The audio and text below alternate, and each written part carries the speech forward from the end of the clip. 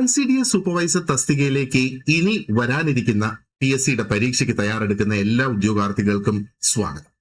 നമുക്കറിയാം 2024 ഇതിന്റെ കഴിഞ്ഞ എക്സാം കണ്ടക്ട് ചെയ്തു. അതിനെ അടിസ്ഥാനപ്പെടുത്തി ഒരു റാങ്ക് ലിസ്റ്റ് നിലവിലുണ്ട്. ഈ റാങ്ക് ലിസ്റ്റ് 3 വർഷമാകുമ്പോഴേക്കും അത് എക്സ്പയർ ആകും. PSC പുതിയ ഒരു റാങ്ക് ലിസ്റ്റ് ഇറക്കിയില്ല എങ്കിൽ 3 വർഷത്തിന് ശേഷം, അതായത് ഏകദേശം 2027 കൂടി ഇതിന്റെ പുതിയ നോട്ടിഫിക്കേഷനും നമ്മൾ പ്രതീക്ഷിക്കുന്നു. ഇനിയിപ്പോ PSCയുടെ പുതിയ നിയമന ചട്ടങ്ങൾ അനുസരിച്ച് 40 വയസ്സ് വരെ ഈ ഒരു പരീക്ഷയ്ക്ക് ഇനി നമുക്ക് അപ്ലൈ ചെയ്യാനും സാധിക്കും എന്നുള്ളതാണ്. ജനറൽ കാറ്റഗറിക്ക് ഇതുവരെ 36 വയസ്സായിരുന്നല്ലോ ആ ഒരു അപ്പർ ഏജ് ലിമിറ്റ് എന്ന് പറയുന്നത്. അത് ഇനി 40 വയസ്സായി ഉയർത്തിയിട്ടുണ്ട്. അപ്പൊ കുറച്ചും കൂടെ ആൾക്കാർക്ക് ആ ഒരു ജനറൽ കാറ്റഗറിയിൽ അപ്ലൈ ചെയ്യുന്നതിനുള്ള അവസരം കൂടുതലായി ലഭിക്കും എന്നുള്ളതും നമുക്കറിയാം. പലരും ഓൾറെഡി ഇതിനു വേണ്ടിയിട്ടുള്ള തയ്യാറെടുപ്പുകൾ തുടങ്ങിയിട്ടുണ്ട്. അപ്പൊ ഞാൻ ഒരു കാര്യം ഇവിടെ ശ്രദ്ധിച്ചത്, കഴിഞ്ഞ പരീക്ഷയ്ക്ക് വേണ്ടി തയ്യാറാക്കിയിട്ടുള്ള ഒന്നുകിൽ ICDS സൂപ്പർവൈസറിന്റെ അല്ലെങ്കിൽ സമാനമായിട്ടുള്ള മറ്റേതെങ്കിലും പരീക്ഷകൾക്ക് ഇതേ വിഷയങ്ങളുണ്ടു എന്നുള്ള ആ ഒരു കാരണത്താൽ അതിനുവേണ്ടി തയ്യാറാക്കിയിട്ടുള്ള ക്ലാസ്സുകളാണ് പലരും ഇവിടെ ഉപയോഗിച്ച് വരുന്നത് എന്ന് എന്റെ ശ്രദ്ധയിൽപ്പെട്ടു. അത് നല്ലത് തന്നെയാണ്. നമ്മൾ നേരത്തെ പ്രിപ്പറേഷൻ സ്റ്റാർട്ട് ചെയ്യുന്നത്. പക്ഷേ ആ പ്രിപ്പറേഷന് വേണ്ടിയിട്ട് നമ്മൾ ഉപയോഗിക്കുന്ന ക്ലാസ്സുകൾ, നമ്മൾ ആ പ്രിപ്പയർ ചെയ്യുന്ന രീതി, അത് വളരെ പ്രധാനപ്പെട്ടതാണ്. സിലബസ് ഒരു പക്ഷേ സെയിം ആയിരിക്കാം. പക്ഷെ നമ്മളിപ്പോ PSCയെ സംബന്ധിച്ചിടത്തോളം കണ്ടുവരുന്ന ഒരു പ്രവണത എന്താണ്? അവരുടെ ചോദ്യങ്ങൾ എന്ന് പറയുന്നത് കണ്ടിന്യൂസ് ആയിട്ട് ഇവോൾവ് ചെയ്തുകൊണ്ടേയിരിക്കുകയാണ്. അത് മാത്രമല്ല, ഓരോ പരീക്ഷയ്ക്കും അല്ലെങ്കിൽ ഓരോ തസ്തികയ്ക്കും കോമൺ ആയിട്ടുള്ള ടോപ്പിക്സ് ഒരു പക്ഷെ അവിടെ ഉണ്ടാകാം. പക്ഷെ ഓരോ തസ്തികയും വ്യത്യസ്തമാണ്. അതിനകത്ത് വരുന്ന ആ ഒരു ഫോക്കസ് അല്ലെങ്കിൽ അതിന്റെ ജോബ് റോൾസ് എന്ന് പറയുന്നത് ഡിഫറെന്റ് ആണ്. അപ്പൊ അതിനെ അടിസ്ഥാനപ്പെടുത്തി ആ ഒരു യോഗ്യത ഉണ്ടോ എന്നറിയുന്നതിന് വേണ്ടിയിട്ട്, അല്ലെങ്കിൽ ആ ഒരു തസ്തിക കൈകാര്യം ചെയ്യുന്നതിനുള്ള കഴിവുണ്ടോ എന്നറിയുന്നതിന് വേണ്ടിയിട്ടാണല്ലോ ഈ ഒരു എഴുത്തു പരീക്ഷ അല്ലെങ്കിൽ ഈ ഒരു മൾട്ടിപ്പിൾ ചോയ്സ് ക്വസ്റ്റ്യൻസിന്റെ ആ ഒരു പരീക്ഷ പോലും PSC കണ്ടക്ട് ചെയ്യുന്നത്. അപ്പോൾ ഒരേ വിഷയമാണെങ്കിലും അതിന്റെ ആ ഒരു ഏരിയ ഓഫ് ഫോക്കസ് വ്യത്യസ്തമായിട്ട് വരും. ഇനി കഴിഞ്ഞ തവണ നമുക്കറിയാം ICDS സൂപ്പർവൈസറിന് നമുക്ക് ഒരു എൻറ്റയർലി ന്യൂ സിലബസ് ആണ് ലഭിച്ചത് 2024 പരീക്ഷയ്ക്ക്, അല്ലെ? അപ്പൊ അതിന് മുന്നത്തെ സിലബസ് റിഡൻഡന്റ് ആയി, അതൊഴിവാക്കി പുതിയ സിലബസ് വന്നു. ആ സിലബസ് വന്നതിന് ശേഷം ഒരുപാടധികം സമയമൊന്നും നമുക്ക് പ്രിപ്പറേഷന് ലഭിച്ചതുമില്ല. എന്നാൽ അത്യാവശ്യം നല്ലതുപോലെ അത് ഉപയോഗിച്ച് പ്രിപ്പയർ ചെയ്യാനും സാധിച്ചു. അപ്പോ പുതിയ സിലബസ് വന്നു എന്നുള്ളതിന്റെ പറയാതെ പറയുന്ന മറ്റൊരർത്ഥം എന്താണ്? നമുക്ക് അതിനു മുന്നേ ഉപയോഗിച്ച പ്രീവിയസ് ഇയേഴ്സ് ക്വസ്റ്റ്യൻസ് ഇവിടെ നമുക്ക് ഫലപ്രദമായിട്ട് ഉപയോഗിക്കാൻ സാധിക്കില്ല എന്നുള്ളതാണ്. ഇപ്പൊ പരീക്ഷ ഓൾറെഡി കഴിഞ്ഞു, 2024 തന്നെ കഴിഞ്ഞ്. ഇപ്പൊ നമുക്ക് ആ ഒരു പരീക്ഷയുടെ പേപ്പറും ഉണ്ട്. അതിനെ തുടർന്ന് 2024 പുതിയ സിലബസ് വന്നതിന് ശേഷം പല പരീക്ഷകൾ നടന്ന്, സ്പെഷ്യൽ റിക്രൂട്ട്മെന്റും ഒക്കെ നടന്നിട്ടുണ്ട്. അപ്പൊ ഇതിന്റെ ഒക്കെ ചോദ്യ പേപ്പർ വിശകലനം ചെയ്യുന്നതിലൂടെ നമുക്ക് മനസ്സിലാക്കാൻ സാധിക്കുന്ന ഒരു കാര്യമുണ്ട്, എന്തുമാത്രം ഡെപ്തില് ഓരോ ടോപ്പിക്സിലും നമുക്ക് പോകേണ്ടതായിട്ട് വരും എന്നുള്ളത്. അപ്പൊ 2024 പരീക്ഷയ്ക്ക് തയ്യാറെടുത്തതുപോലെ തയ്യാറെടുത്താൽ പോരാ. കാരണം ഇപ്പൊ നമുക്ക് സിലബസും ഉണ്ട്. ആ ഒരു സിലബസ് എന്തുമാത്രം ഡെപ്തിൽ നമുക്ക് പോകേണ്ടതുണ്ട് എന്നും കൂടെ മനസ്സിലാക്കാനായിട്ട് സാധിക്കുന്നു. അപ്പൊ ഈ ഒരു കാരണത്താൽ ഞാൻ കംപ്ലീറ്റ് ആയിട്ട് ICDS സൂപ്പർവൈസറിന്റെ കോഴ്സ് റീലോഞ്ച് ചെയ്യുകയാണ്. ഞാൻ റീലോഞ്ച് ചെയ്യുക എന്ന് പറഞ്ഞാൽ ഈ പുതിയ പ്രോഗ്രാമില് ആ സിലബസ് അനുസരിച്ച് ക്വസ്റ്റ്യൻ പേപ്പർ അവലോകനം ചെയ്ത് അതിന്റെ ആ ഒരു വ്യാപ്തി എന്തുമാത്രം ഉണ്ടെന്ന് മനസ്സിലാക്കിയിട്ട് ബ്രാൻഡ് ന്യൂ നോട്ട്സ് അതിനു വേണ്ടിയിട്ട് തയ്യാറാക്കുന്നു. അതേപോലെ ബ്രാൻഡ് ന്യൂ ലെസൺസും റെക്കോർഡ് ചെയ്തിട്ടുള്ള വീഡിയോ ക്ലാസ്സുകളും ഒക്കെ അതിനു വേണ്ടിയിട്ട് തയ്യാറാക്കുന്നു എന്നുള്ളതാണ്. അപ്പം ചില ചോദ്യങ്ങൾ, ഞാൻ ആ ചോദ്യത്തിലേക്കൊക്കെ വരാം. ചില ചോദ്യങ്ങൾ നമ്മളൊന്ന് എടുത്ത് നോക്കുകയാണെങ്കിൽ നമുക്കത് പ്രത്യക്ഷത്തില് ഔട്ട് ഓഫ് സിലബസ് ആണ് ആ ഒരു ക്വസ്റ്റ്യൻ എന്ന് നമുക്ക് തോന്നാം. അതൊരു പക്ഷേ നമ്മൾ ആവശ്യത്തിനുള്ള ഡെപ്തില് ആ ഒരു കോൺസെപ്റ്റിലേക്ക് കടക്കാത്തത് കൊണ്ടാണ് ഇത് ഔട്ട് ഓഫ് സിലബസ് എന്ന് നമുക്ക് ഒരുപക്ഷെ തോന്നിപ്പോകുന്നത്. അപ്പോ ഈ ഒരു പുതിയ ലോഞ്ചില് കംപ്ലീറ്റ് അപ്ഡേറ്റ് ചെയ്തിട്ടുള്ള മെറ്റീരിയൽസ് അല്ല ഞാൻ ഉപയോഗിക്കുന്നത്, എഡിറ്റ് ചെയ്ത മെറ്റീരിയൽസും അല്ല ഉപയോഗിക്കുന്നത്, പുതിയതായിട്ട് നിർമ്മിച്ച് എടുക്കുകയാണ്. പുതിയതായിട്ട് ഓരോ നോട്ടും ഓരോ വീഡിയോയും ICDS സൂപ്പർവൈസറിന് വേണ്ടി മാത്രം തയ്യാറാക്കി എടുക്കുന്നതാണ്. ഞാൻ എപ്പോഴും പറയാറുള്ള ഒരു കാര്യമുണ്ട്, ഒരുപാട് പേര് എന്നോട് ചോദിക്കാറുണ്ട്, നമുക്ക് CDPOയ്ക്കും ICDS സൂപ്പർവൈസറിനും സെയിം സിലബസ് വെച്ച് നമുക്ക് തയ്യാറെടുത്തൂടെ? കാരണം അവിടെ സബ്ജക്ട്സ് സെയിം ആണ്, ഒരുപാടധികം ടോപ്പിക്സും അവിടെ സെയിം ആണ്. എന്റെ ഉത്തരം എപ്പോഴും അങ്ങനെ നമുക്ക് തയ്യാറെടുക്കാൻ പറ്റില്ല എന്നുള്ളത് തന്നെയാണ്. കാരണം ICDS സൂപ്പർവൈസർ എന്ന് പറയുന്നത് ഒരു ഡിഗ്രി ലെവലിൽ വരുന്ന ഒരു എക്സാമാണ്. കുറെ കൂടെ പ്രാക്ടിക്കൽ ഓറിയന്റഡ് ആയിട്ട് നമ്മൾ കാര്യങ്ങൾ ICDS സൂപ്പർവൈസറിന് മനസ്സിലാക്കണം. എന്നാൽ CDPO എന്ന് പറയുമ്പോഴത്തേക്ക് ഒരു സൂപ്പർവൈസറി അല്ലെങ്കിൽ ഒരു മാനേജറിയൽ റോളിന് തുല്യമാണ് ഒരു CDPO റോൾ എന്ന് പറയുന്നത്. മാത്രമല്ല അതിന്റെ ക്വാളിഫിക്കേഷൻ പോസ്റ്റ് ഗ്രാജുവേഷനാണ്. അപ്പൊ കുറെ കൂടെ അവിടെ കോൺസെപ്ച്വൽ ഡെപ്ത് ആണ് നമുക്ക് CDPOയുടെ പ്രിപ്പറേഷന് ആവശ്യമായിട്ട് വരുന്നത്. അപ്പോ രണ്ടും ഒന്നിച്ച് നമുക്ക് മുന്നോട്ട് കൊണ്ടുപോവുക എന്ന് പറയുന്നത് ആ ഒരു എക്സാമിന്റെ പോയിന്റ് ഓഫ് വ്യൂവിൽ നിന്ന് നോക്കുവാണെങ്കിൽ അത്രയധികം നല്ല ഒരു ഐഡിയ അല്ല. ഓരോ പരീക്ഷയ്ക്കും അതിൻ്റെതായ ഫോക്കസ് ഉണ്ട്, ഓരോ പരീക്ഷയ്ക്കും ചോദ്യം വരുന്നതിന് ഒരു രീതിയുണ്ട്. ആ രീതി അനുസരിച്ച് നമ്മൾ പഠിച്ച് മുന്നോട്ട് പോവുകയാണെങ്കിൽ നമുക്ക് ഈസി ആയിട്ട് ആ ഒരു എക്സാമിന് നല്ല മാർക്ക് സ്കോർ ചെയ്യുകയും ഒന്നാമത്തെയോ രണ്ടാമത്തെയോ 10-നുള്ളിൽ ഒരു റാങ്ക് നമുക്ക് നേടി 10 വേക്കൻസി ഉണ്ടെങ്കിൽ നമുക്ക് ഒരു എന്താ പറയേണ്ടത് ഉദ്യോഗം ലഭിക്കുന്ന ആ ഒരു സാഹചര്യത്തിലേക്ക് പോകും. So now let me just quickly show you എന്താണ് ഇവിടെ വരുന്ന ആ ഒരു ചേഞ്ചും എങ്ങനെയാണ് നമ്മൾ പുതിയ ക്ലാസ്സുകൾ തയ്യാറാക്കുന്നതും ആ പുതിയ ക്ലാസ്സുകൾ പുതിയതായിട്ട് ഉണ്ടാക്കുക എന്നുള്ള ആ ഒരു തീരുമാനത്തിലേക്ക് എത്താനുള്ള കാര്യവും എല്ലാം നമുക്ക് തുടർന്ന് ഈ ഒരു വീഡിയോയിൽ ഡിസ്കസ് ചെയ്തു പോകാം. സിലബസ് നമുക്കറിയാം ഇനി മാറില്ല, സിലബസ് സെയിം തന്നെയാണ്. പക്ഷേ നമുക്ക് ഡിഫറെന്റ് ആയിട്ടുള്ള ഒരു സ്ട്രാറ്റജി വേണം ഇനി വരുന്ന പരീക്ഷയ്ക്ക് നമ്മൾ തയ്യാറെടുക്കുമ്പോൾ. കഴിഞ്ഞ പരീക്ഷയ്ക്ക് 3000-ഓളം ഉദ്യോഗാർത്ഥികൾ എന്റെ ക്ലാസ്സസ് പ്രയോജനപ്പെടുത്തി. അപ്പോ അതില് പലരും ഒരുപാടധികം ബുദ്ധിമുട്ടുകൾ അനുഭവിച്ചതായിട്ട് എന്നോട് പറഞ്ഞിട്ടുണ്ട്. അതിൽ ചിലത് നിങ്ങൾ തന്നെ നേരിട്ട് എന്നോട് പറഞ്ഞതും ചിലത് ഞാൻ തന്നെ മനസ്സിലാക്കിയ ബുദ്ധിമുട്ടുകളാണ്. എന്താണ് ആദ്യം ഈ ബുദ്ധിമുട്ടുകൾ എന്ന് ക്വിക്ക് ആയിട്ട് നമുക്കൊന്ന് നോക്കാം.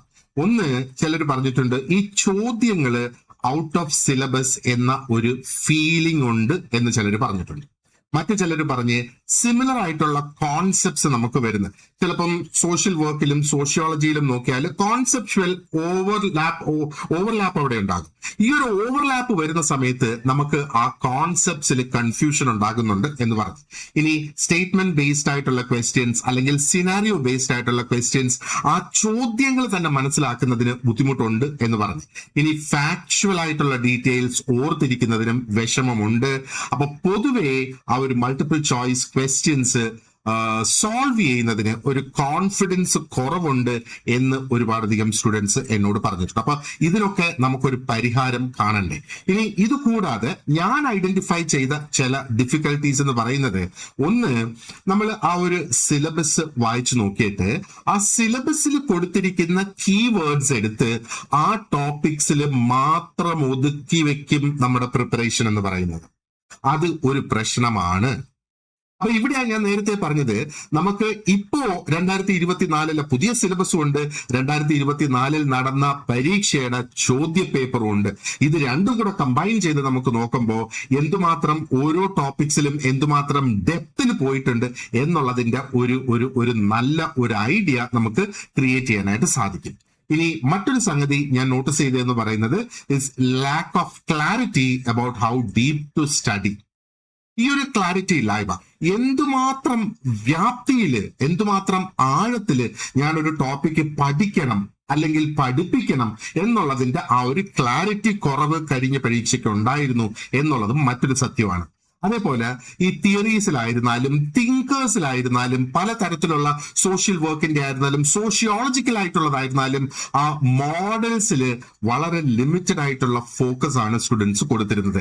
എന്നാൽ ഇതിനെ അടിസ്ഥാനപ്പെടുത്തി ഒരുപാടധികം ചോദ്യങ്ങളും വന്നിരുന്നു എന്നുള്ളതാണ്.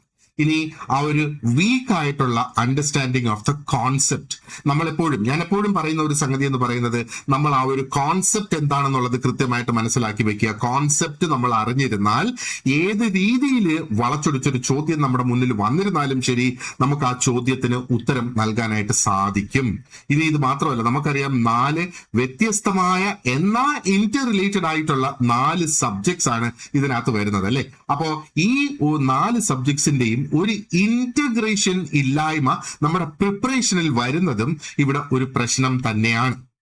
അപ്പോ ഈ പ്രശ്നങ്ങൾക്കൊക്കെ ഒരു പരിഹാരം എന്ന നിലയിലാണ് ഞാൻ ഈ ഒരു പുതിയതായിട്ടുള്ള ഒരു കോഴ്സ് ഇതിന് വേണ്ടിയിട്ട് ചെയ്തിരിക്കുന്നത്. അപ്പോൾ ഒരു redesign of the entire course തന്നെയാണ് ചെയ്തിട്ടുള്ളത്. അപ്പോൾ ഓരോ നോട്ടും മാറും.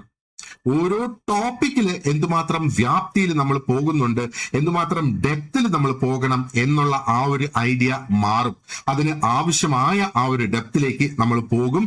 എന്നാൽ അനാവശ്യമായ കോൺസെപ്റ്റ്സ് ഇവിടെ കൊണ്ടുവരാതെ ആ ഒരു സിലബസിൽ തന്നെ നമ്മൾ സ്റ്റിക്ക് ഓൺ ചെയ്ത് എന്നാൽ അതിന്റെ ആ ഒരു വ്യാപ്തി, ആഴം, അതിലാണ് നമുക്ക് ഇവിടെ ആ ഒരു വ്യത്യാസം വരിക.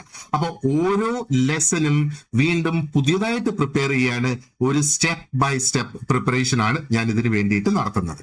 അപ്പോ ഇനി നമുക്കൊരു കാര്യം കൂടെ മനസ്സിലാക്കേണ്ടതായിട്ടുണ്ട്. PSC എന്താണ് ഈ ഒരു സിലബസിൽ നിന്ന് നമ്മൾ മനസ്സിലാക്കിയിരിക്കണം, നമ്മൾ പഠിച്ചിരിക്കണം. എന്താണ് PSC നമ്മളിൽ നിന്ന്, അതായത് നിങ്ങളിൽ നിന്നും, ഓരോ ഉദ്യോഗാർത്ഥിയിൽ നിന്നും PSC എന്ത് പ്രതീക്ഷിക്കുന്നു. അപ്പൊ PSC പ്രതീക്ഷിക്കുന്ന ആ ഒരു ഇൻഫർമേഷൻ അവർക്ക് കിട്ടുക എന്ന നിലയിലാണല്ലോ PSC എപ്പോഴും ചോദ്യങ്ങൾ തയ്യാറാക്കി നമ്മുടെ മുന്നിൽ കൊണ്ടുവരിക. അപ്പം ഈ 3 കാര്യങ്ങളും കണക്കിലെടുത്തുകൊണ്ട് പുതിയതായിട്ട് പ്രിപ്പയർ ചെയ്യുന്ന ഓരോ ലെസൺസിനും അതിന്റെ ആ ഒരു കോർ കോൺസെപ്റ്റ് എന്തുമാത്രം ആഴത്തിൽ പോകണം എന്നുള്ളത് എനിക്ക് നിർണ്ണയിക്കാനായിട്ട് സാധിച്ചു. പക്ഷേ ആ ഒരു നെസസറി ആയിട്ടുള്ള ആ ഒരു ഡെപ്തിലേക്ക് മാത്രം പോവുക. ഏതൊക്കെ തിയറീസ് ആണ് ഇമ്പോർട്ടന്റ് ആയിട്ടുള്ളത്, എന്തൊക്കെയാണ് അതിനകത്ത് വരുന്ന ആ ഒരു ഡിസ്റ്റിങ്ഷൻസ് എന്നുള്ളത്, ആൻഡ് എന്തായിരിക്കും ആ ഒരു ഇനി വരാൻ പോകുന്ന തരത്തിലുള്ള ആ ഒരു ക്വസ്റ്റ്യന്റെ പാറ്റേൺ എന്ന് പറയുന്നത്. അപ്പൊ ഈ ക്വസ്റ്റ്യന്റെ പാറ്റേൺ എന്ന് പറയുന്നത് നമ്മൾ എപ്പോഴും ഏതൊരു പരീക്ഷ നടന്നിരുന്നാലും ശരി ആ ചോദ്യങ്ങൾ എടുത്ത് അതിന്റെ പാറ്റേൺ നമ്മൾ നോക്കണം. ഉള്ളടക്കം എന്ത് തന്നെയോ ആയിക്കോട്ടെ, സബ്ജക്ട് എന്ത് തന്നെയോ ആയിക്കോട്ടെ, പക്ഷെ ചോദ്യങ്ങൾ ചോദിക്കുന്ന ആ ഒരു രീതി ഉണ്ടല്ലോ, അതിനെയാണ് നമ്മൾ പാറ്റേൺ എന്നുള്ളത് കൊണ്ട് ഉദ്ദേശിക്കുന്നത്. അപ്പോൾ ഇനി നിങ്ങൾ നമ്മുടെ ക്ലാസ്സസ് ജോയിൻ ചെയ്യുന്ന സമയത്ത് you will not be studying recycled material. നമ്മൾ മറ്റേതെങ്കിലും എക്സാമിന് വേണ്ടി തയ്യാറാക്കിയതോ അല്ലെങ്കിൽ ഇതിനു മുന്നേ തന്നെ PSCക്ക് ഈ ICDS സൂപ്പർവൈസറിന് വേണ്ടി തയ്യാറാക്കിയോ ആ ലെസൺസ് ആയിരിക്കില്ല ഇനി നിങ്ങൾ ഫോളോ ചെയ്യുന്നത്. ഇനി പുതിയതായിട്ട് നമ്മൾ ക്രിയേറ്റ് ചെയ്തെടുക്കുന്ന വളരെയധികം സ്ട്രാറ്റജിക് ആയിട്ട് നമ്മൾ ഡിസൈൻ ചെയ്യുന്ന ആ ഒരു പ്രിപ്പറേഷൻ മെറ്റീരിയൽ, ഒരു പ്രിപ്പറേഷൻ സിസ്റ്റം എന്ന് തന്നെ വേണമെങ്കിൽ നമുക്ക് പറയാം. അതായിരിക്കും നമ്മൾ ഈ അടുത്ത ICDS സൂപ്പർവൈസർ പരീക്ഷയ്ക്കുള്ള ആ ഒരു തയ്യാറെടുപ്പിന്റെ ഏറ്റവും പ്രധാനപ്പെട്ട ഹൈലൈറ്റ് എന്ന് പറയുന്നത്. Now it is never too late to start early എന്ന് പറയാറുണ്ട്. അതായത് നമ്മൾ എത്രത്തോളം നേരത്തെ നമുക്ക് തുടങ്ങാൻ പറ്റുമോ ഈ ഒരു പ്രിപ്പറേഷൻ, അത്രത്തോളം നല്ലത് എന്നുള്ളതാണ്. അപ്പൊ 10ാം ക്ലാസ്സിലെ പരീക്ഷ നമ്മൾ എഴുതുന്നത് 10ാമത്തെ ആ ഒരു വർഷത്തിന്റെ തയ്യാറെടുപ്പിന്റെ അടിസ്ഥാനത്തിലാണോ?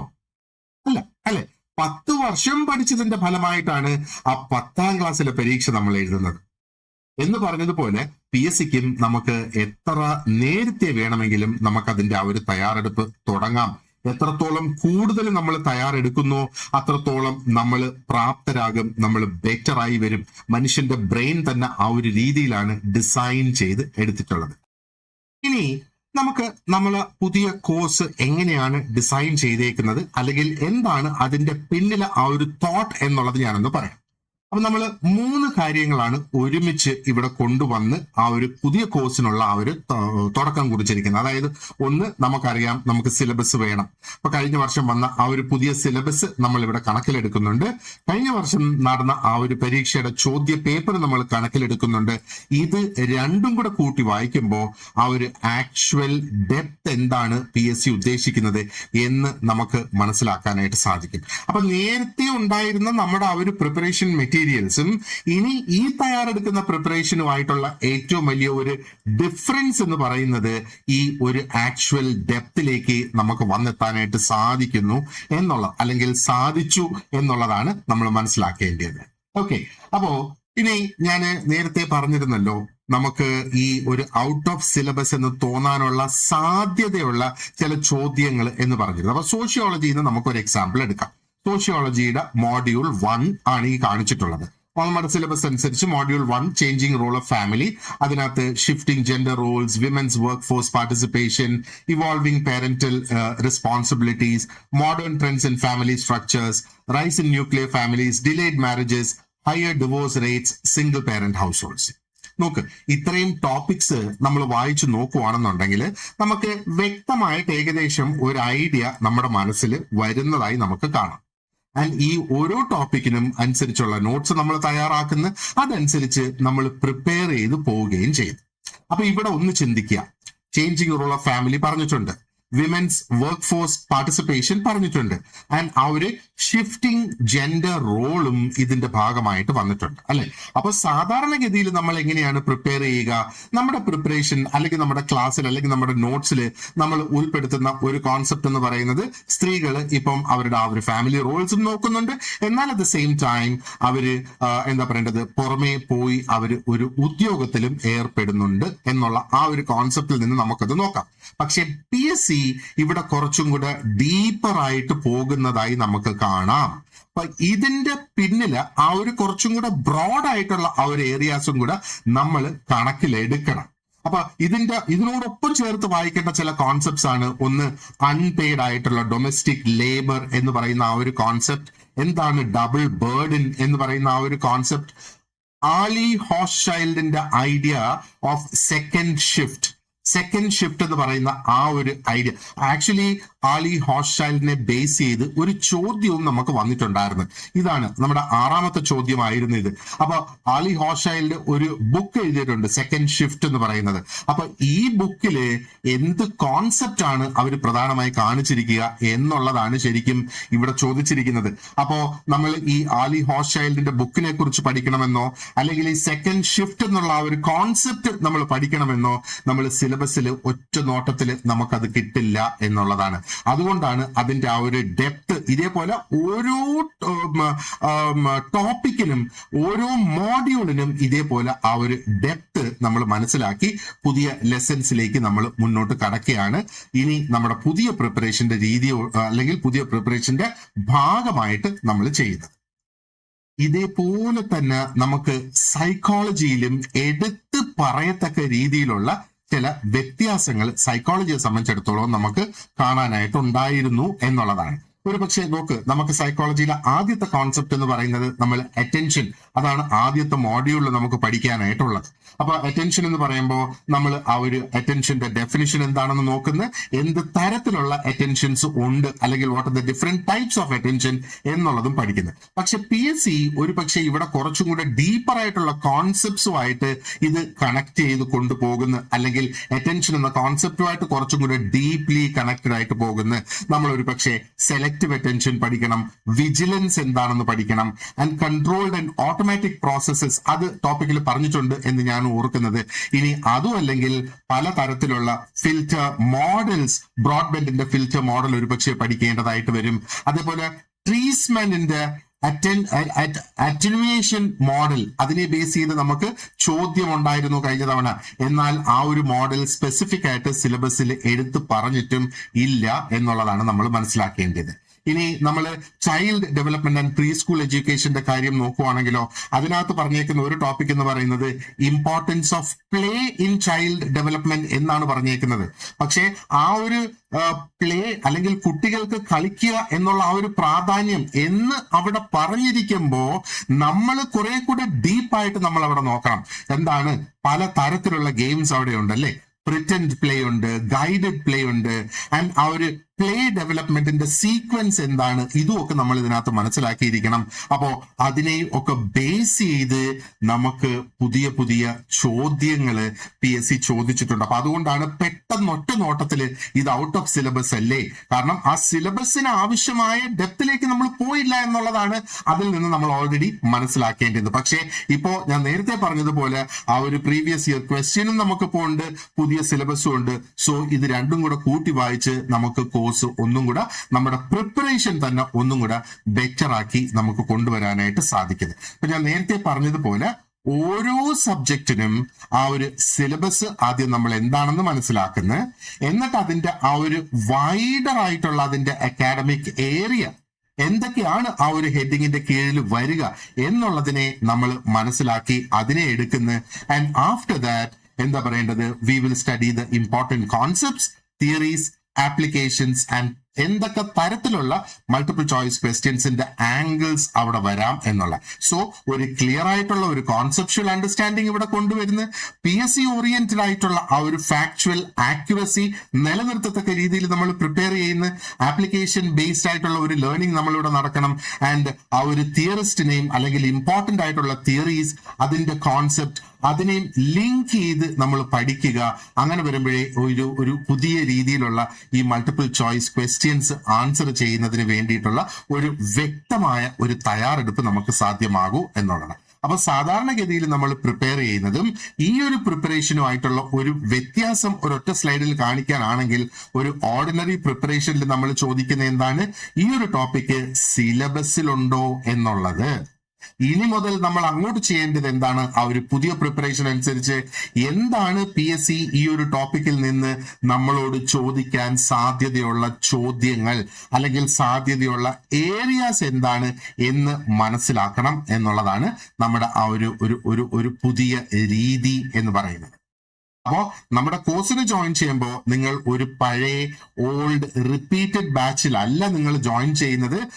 പുതിയതായിട്ടുള്ള ഒരു കൃത്യമായ പ്ലാനിങ്ങോടുകൂടി ഒരു പുതിയ സ്ട്രാറ്റജി ഉപയോഗിച്ച് അപ്ഡേറ്റഡ് ആയിട്ടുള്ള പുതിയ ലെസൺസ് ആയിരിക്കും ഈ ഒരു പ്രോഗ്രാമിൽ നിങ്ങൾക്ക് കംപ്ലീറ്റ് ആയിട്ട് ലഭിക്കുക, അല്ലെ? അപ്പൊ നമ്മൾ സിലബസ് നോക്കുവാണെന്നുണ്ടെങ്കിൽ the syllabus actually tells us നമ്മൾ എന്താണ് പഠിക്കേണ്ടത് എന്ന് സിലബസ് നമ്മളോട് പറയുന്നു. എന്നാൽ പ്രീവിയസ് ക്വസ്റ്റ്യൻസ് നമ്മൾ നോക്കിയാലോ, നമ്മൾ എന്തുമാത്രം ഡീപ്പായിട്ട് പോകണം എന്ന് പ്രീവിയസ് ക്വസ്റ്റ്യൻസ് നമ്മളോട് പറയുന്നു. നമ്മുടെ കോഴ്സ്, പുതിയ കോഴ്സ് എന്ന് പറയുന്നത് ഇത് രണ്ടും കൂടെ കമ്പൈൻ ചെയ്തുകൊണ്ടാണ് ആ ഒരു സ്ട്രാറ്റജി നമ്മൾ എടുത്തിരിക്കുന്നത്. അപ്പൊ നമ്മൾ സ്മാർട്ടായിട്ട് പ്രിപ്പയർ ചെയ്യുക, സിസ്റ്റമാറ്റിക് ആയിട്ട് പ്രിപ്പയർ ചെയ്യുക, and let us prepare for the next exam. അല്ലാതെ കഴിഞ്ഞു പോയ എക്സാമിനല്ല. നമുക്ക് ഓൾറെഡി ഒരു സ്റ്റഡി ഗ്രൂപ്പ് എക്സിസ്റ്റിംഗ് ആയിട്ടുണ്ട്. ഏറ്റവും വലിയ സ്റ്റഡി ഗ്രൂപ്പ് എന്റേത് ICDS സൂപ്പർവൈസറിനുള്ള സ്റ്റഡി ഗ്രൂപ്പാണ്.